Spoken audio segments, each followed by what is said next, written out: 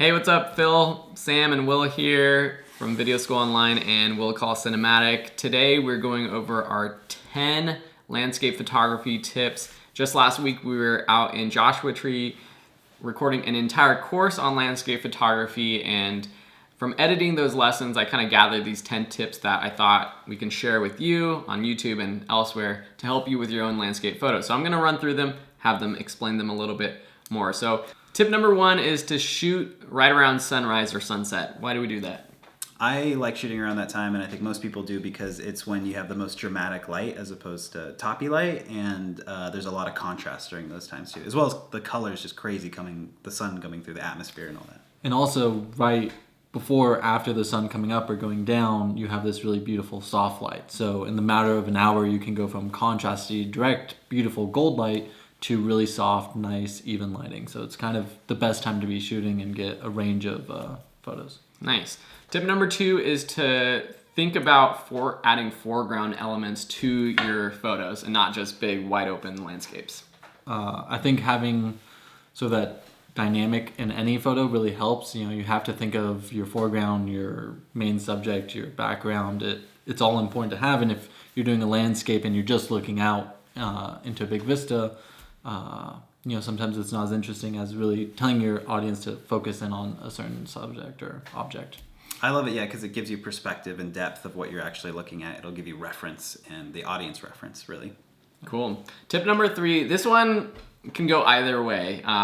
For beginners, I would say the tip is if you're trying to get more in focus to just increase your depth of field by closing down your aperture. But we also talked about playing around with shallow depth of field, but in general for landscapes what I got was increasing your depth of field.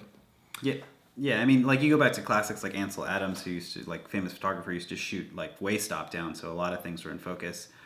You can shoot at a 2 or a 2.8 or a 1.8 like wide open, so you can get more things out of focus and less things in focus, and that's a style. But then you have to be, I've done that tons of times. I think Sam even talked about it in our class where he'll miss one of the focuses on something. You miss something in focus that you really actually wanted it to be in focus, and it's very hard to kind of get that. So yeah, I think having more in focus, shooting stopped up a little bit more is helpful.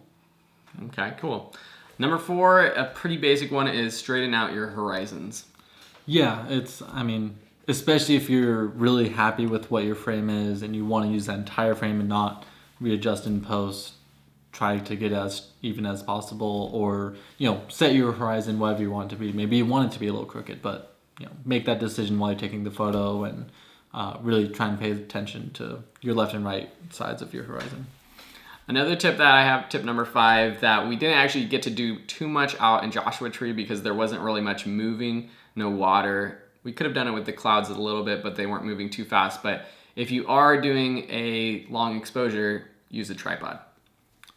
Absolutely. I don't think it's really possible to do it. You can set up on rocks and get creative with it, use your backpack or something, but a tripod is ultimately the best. And it's nice to have a tripod in general because you can sort of set your frame and really spend the time looking through it and you're not holding it. Sometimes you're shooting with a long telephoto lens or whatever it is, and it's kind of nice to have, but I think it depends on your circumstance. The tripod I had was probably too big for a long hike. But what you have or what Will had would be great, and if you want to use it, great, and if you don't, it's not a huge burden to carry. Maybe the tip would be to get more creative shots, bring ND filters and a tripod and test it out if you're shooting water. And if that's your style. If that's your style. Yeah. All right, tip number 6, something Will talks about early on in the course, is to check before you go to see if wherever you're going, if there's a specific location you should be at, or at that time of year if anything special is happening. Yeah, that's when you're going to get really like kind of the best shots, or the shots that people are going to be knowing that area for. You see things on Instagram or on Facebook of like very popular spots like in the Grand Canyon or national parks will have specific areas, and especially the right time of year when the light's different because we're always moving. So yep. Tip number 7 is if you want to make your skies pop, use a polarizer filter, something we cover in the class too. Yeah, polarizers, undoubtedly. There's a reason pro photographers use them, and really there's tons of filters and filtration that in today's day and age, you can just use digital, but there's something to be said about using glass and about doing it all through your camera and having a great photo without any editing in post. But we do go through sort of, you know, what you can achieve later on in post versus, you know, so. Make your skies pop in post. Yeah. So tip number 8 is to try out different lenses. Don't just go for the wide shot, but also bring a telephoto. Yeah, I mean, that comes down to what is in your kit. I think we get a lot of questions about what's the right lens, and you can really make any lens work for any occasion. Sometimes it just depends on your personal preference, I think. I actually, I've always shot landscapes wide lens and wide angle, and actually it wasn't until this class when Sam was bringing out the like longer lenses, I was like, oh yeah, like this is a legit, like you could really do some awesome landscapes on a long lens if you're like in the right spot. Telephoto wide shot, my favorite. Crazy. Yeah. Tip number 9, especially during sunrises or sunset, Sam brings this up in the courses. If you're shooting the sun, make sure you turn around and look at what's happening behind you with the light. Yeah, I mean, if you're taking photos, it's not always just about what's in front of you. You really have to be searching constantly, getting low, getting high, spinning around 360. You're always going to find something that you couldn't have expected or anticipated or known was going to be there. Cool. And our tip number 10 is what I say called simplicity stands out. And this comes from Will talking about using a lot of negative space, but also going through our photos afterwards. Some of the ones that I personally liked the best were where we found a single object, a single tree, a single, you know, cacti or something, and kind of had a more simple photo rather than it being too busy. I think maybe that's more preferential though. That might be, but I think it's a style too. I mean, when you're out there and you see something and you feel calmed by it, or you see something simple in it, or like the negative space that I see, like wide open, like room to move, that will come across in your photography. So if that's the kind of like art, or that's what you're trying to say or portray or something, what you see is gonna, you know, make its way through your photo, hopefully. Yeah, and I really think that if you spend that time to really focus in on that one Joshua tree, and granted we saw hundreds of Joshua trees, but you know, opposed to just looking at clouds all day long, like I'll always remember, you know, the hike to get to that Joshua tree and looking out over that vista. It kind of sets the mood or sets the scene, opposed to just seeing the vastness. Like it helps to focus in on something. But cool. Well, those were our 10 tips. Was there anything that I missed that stands out to you guys?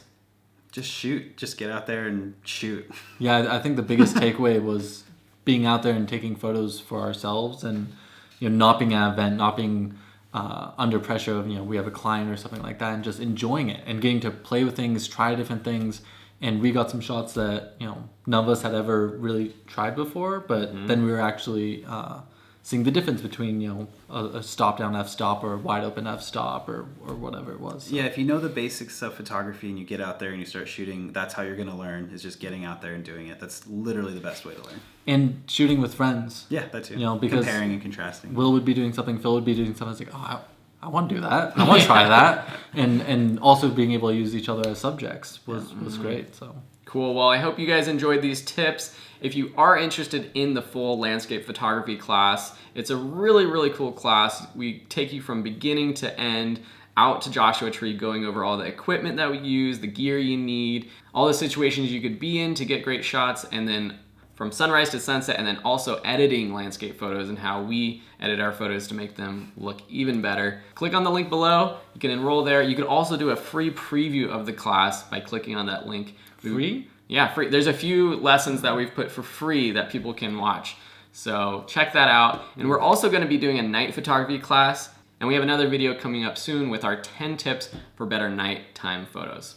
thumbs up, dude. Come on now. Thumbs up. See you guys. Bye.